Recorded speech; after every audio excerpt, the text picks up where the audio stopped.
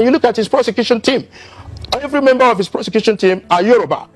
So the judge is Yoruba. It now appears as if it's a war between the Yoruba tribe and the Igbo tribe. It shouldn't be like that. Now, I'd like to discuss a few topics here. Some Nigerians are now calling for the release of Nnamdi Kanu. We are seeing these hashtag free Nnamdi Kanu all over social media, including Vice President Atiku Abubakar, activist Omoyele Sowore, and other Southeast leaders. And I know that this is coming especially after we saw reports from the North Katsina State, specifically of officials holding peace meetings with terrorist leaders under Operation Safe Corridor with pledges of reconciliation. Meanwhile, we know that Nnamdi Kanu, who I believe was discharged at one point in 2022 by the Court of Appeal, remains in detention. And these are the conversations that we're seeing online. Now, how do you reconcile these apparent double standard in the government's approach in dealing with Nnamdi Kanu's case? Now, do you believe there is any sort of ethnic or regional dimension to how the federal government treats security challenges in the Southeast versus the Northwest? Yeah, thank you very much for that question, OJ. Clearly, Section 40 of the Nigerian Constitution as amended guarantees the right to peaceful assembly and association. So I'm very happy that despite the veil and the veil of silence that has existed all over the country, Nigerians are waking up to their responsibility in demanding for justice for Mazen Nnamdi Kanu. And if it takes for them to have a peaceful protest, then that's what it will take. I've endorsed that we all should speak up now.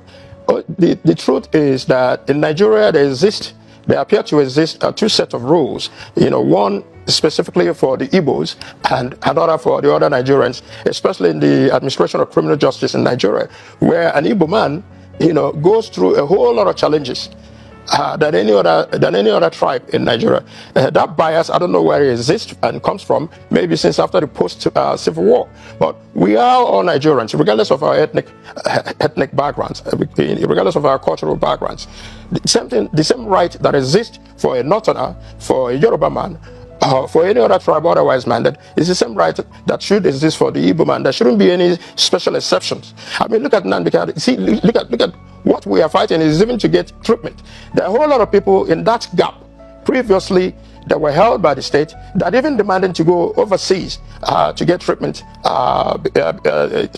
for their ailments. But in Nnamdi Kanu, it seems that we have to go 10 steps further, sometimes more challenges, uphill task, to even get the government to consider giving adequate medical treatment to Nnamdi Kanu. You also look at in the administration of criminal justice, the charges that have been put forth to Mazen Nnamdi Kanu, when others that were also in the same gap were pardoned or exonerated by the court at the determination of the court, they were free. But Nnamdi Kanu has been subjected for 10 years in trial. 10 years in trial, and to no end would that happen. So, but as of today, a lot of Nigerians are coming together to say enough is enough. Look at the recent pardon of Mr. President. He pardoned everybody, even those who are drug lords, those who have murdered people in the country. Yet Nnamdi Kanu has not been proved either through the court testimonies of witnesses or otherwise minded that he has committed any offense. Yet he's been subjugated and he's been subjected to almost like his rights as a person have been dehumanized.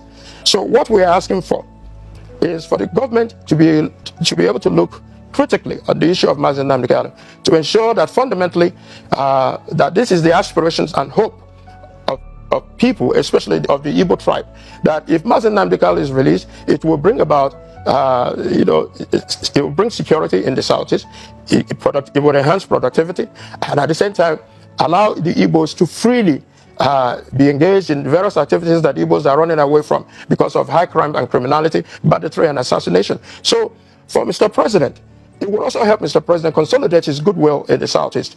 But for him, and then you look at, I'm sorry to say, but when you look at his prosecution team, every member of his prosecution team are Yoruba. So the judge is Yoruba. It now appears as if it's a war between the Yoruba tribe and the Igbo tribe. It shouldn't be like that. So for us, it is critically important for the government to be circumspect about this, and the Igbos are asking for it, and that this is our this is our hope and aspiration, that the president can consider universally the release of Mazi Nnamdi Kanu, so the Southeast can return to peace, and Mazi Nnamdi Kanu can come to his family and be engaged in productive activities as he has been previously. That he's demanding and demanding for the welfare and well-being of his people is not it's not a crime. Right. Anybody can demand for the betterment of their people. After all, their people, which are the Igbos themselves, have felt exceedingly marginalized in this project called Nigeria. But we are Nigerians. We need to come together and work together, hand in hand, to ensure that what is good for the other tribes, what is good for every other person is also good for the Igbo man, and begin to stop this hatred, biases that occur when it's an Igbo man than otherwise stated. So I'm pleading with Mr. President, I'm pleading. Go ahead. You were saying yes. You're pleading to Mr. President, but I wanted to take you on we're that. Pleading with Mr. President to take a second look at the issue of Mazi Nnamdi Kanu. When Mazi Nnamdi Kanu was initially arrested, he was 46 or 47 years old, and now he's about 57 years old and still in detention, still on trial. And it is important that we'll bring all the spectacle to a conclusion and free Mazi Nnamdi Kanu as we are demanding for. I wanted to take you up on that rhetoric you made about the president granting clemency to 175 inmates and ex-convicts. Now, you know that the presidency is defending this as a legitimate exercise of constitutional powers of mercy. Now, given that you have been authorized by Nnamdi Kanu to interface with the federal government on his behalf, do you believe, now considering that he had, that Court of Appeal had discharged him in 2020, do you believe that Nnamdi Kanu should be a candidate for presidential clemency as well? Is that what you're suggesting? Have you explored this avenue? Well, the clemency starts with a conviction. Nnamdi Kanu has yet to be convicted in any court in Nigeria. Rather, he's been acquitted. Most charges against him has been discharged by a Nigerian court. The problem previously was Nigerian court were adamant and were not obeying court orders. So we want this president, like I said, to be circumspect as to many discharges that has happened in the case of Mazi Nnamdi Kanu. But on a whole, the president should be holistic. What is the best interest for the Southeast? For peace and stability in the Southeast, to have a reduction in high crime and criminality, banditry and assassination starts from the release of Mazi Nnamdi Kanu. So it is important that the president understands that the Southeast must have to be made whole, that we can no longer continue to remain in silence and think that everything is going to be better.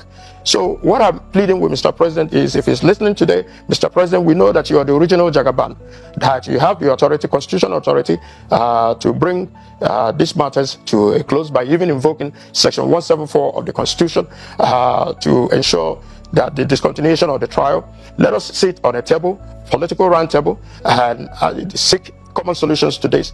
The Southeast are asking unequivocally for the release of Mazi Nnamdi Kanu. The entire Nigerians, as you will see maybe on October 20th, will come out in droves to demand for the release of Mazi Nnamdi Kanu. I believe that the president is a listening and attentive president, and I'm sure that he has had various voices, and I'm sure that he's also looking for a solution on how to be able to solve this issue.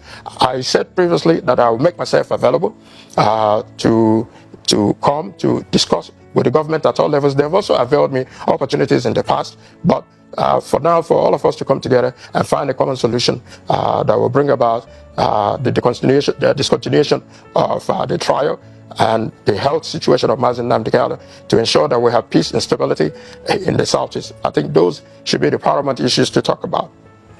All right, Honorable Agocha. And like you said, I've been giving his mandate. Okay. I've been giving his mandate, yes, his legal mandate, to ensure that we negotiate with the federal government of Nigeria and to ensure that we seek a political solution that will bring all this to an end. All right, very well said, Honorable Agocha. First question, I would like to ask a couple, if you don't mind. What do you think recommended you for the role that Mazi Nnamdi Kanu has given you as the negotiator with the federal government, given that you are also part of government one way or the other? But I also heard you say something akin to conspiracy of silence, even in the National Assembly, as far as Nnamdi Kanu's issues are concerned. What recommends you for this role, and what specific holistic move do you think that you have made as Southeast, as Igbo nation, to consider what Ohaneze has always, tried to say, that it is political solution that can ultimately free Nnamdi Kanu. I'm asking this because you are also endorsing the protest, peaceful protest, we've been told, but then you are endorsing it on the one hand, and then on the other hand, you seem to be asking for a political solution. Do you think that the two can cohabit peacefully, given that you even use the word hatred when it comes to matters of the Igbo? So I'm trying to put all these things together to say, where precisely do you stand? A protest or peaceful negotiations to get Nnamdi Kanu sorted? The Americans say you can walk and chew gum at the same time.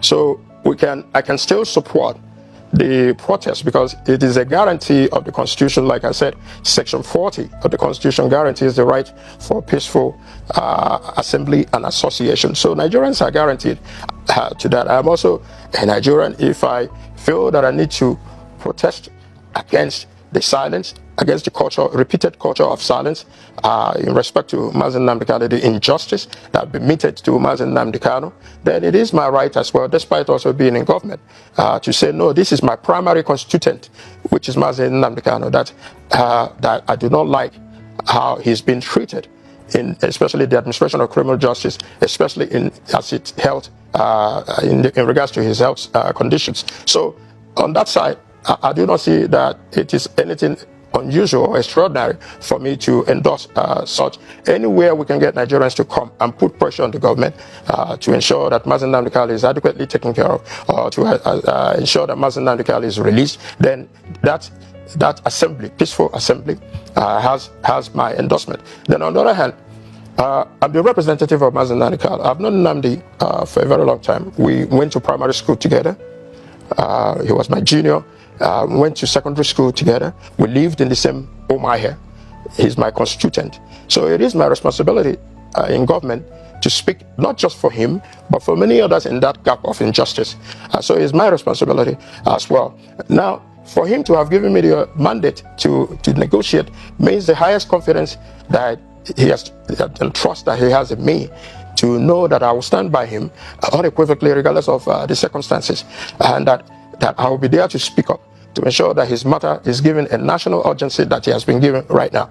So on that basis, I am confident that with my relationship with my colleagues, with my relationship with other people in government, that we can bring about a political solution. Initially, we had 60 members of the House of Representatives that signed a letter, if you recall, 60 members from all political delineations, backgrounds, that signed a letter to Mr. President, and up to another group of 180, half of the House of Representatives, that signed a letter to Mr. President. So on a political scale, we believe that if all the Igbos come together, it's not just Obi Agocha, if all the Igbos, if all Nigerians of goodwill, of good conscience come together, that we can sit with the administration and negotiate a political solution that will be in the best interest of Nigeria, that will be in the best interest of Mazi Nnamdi Kanu, and that will also be in the best interest of the Igbos, the Southeast in general, who are themselves bearing the brunt of high crime and criminality, banditry and assassination, and kidnapping that are so prevalent in the Southeast. So I believe that this is a unique opportunity for the government again to look towards, with us look towards finding a common solution to this problem. Nnamdi Kanu has suffered enough, he has been prosecuted enough, and yet has not been convicted of any crime. Rather, most of the charges, 15 charges were initially filed against him on terrorism, and of those 15 charges, 8 has been dismissed by a competent court of jurisdiction.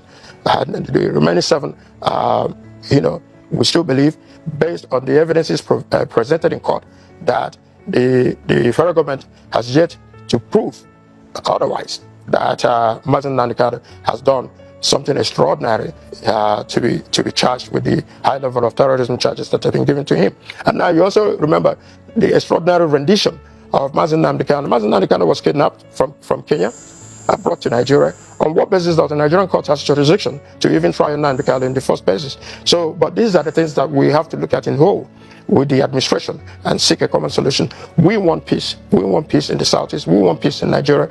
And we want everybody who goes through, especially in the administration of criminal justice, to ensure that, nobody is marginalized simply because of their race, or marginalized simply because of their religion. I believe that this is a unique opportunity this week and otherwise to be fully engaged with the government to bring a common solution to this. All right. On that note, Honorable Obi Agwocha.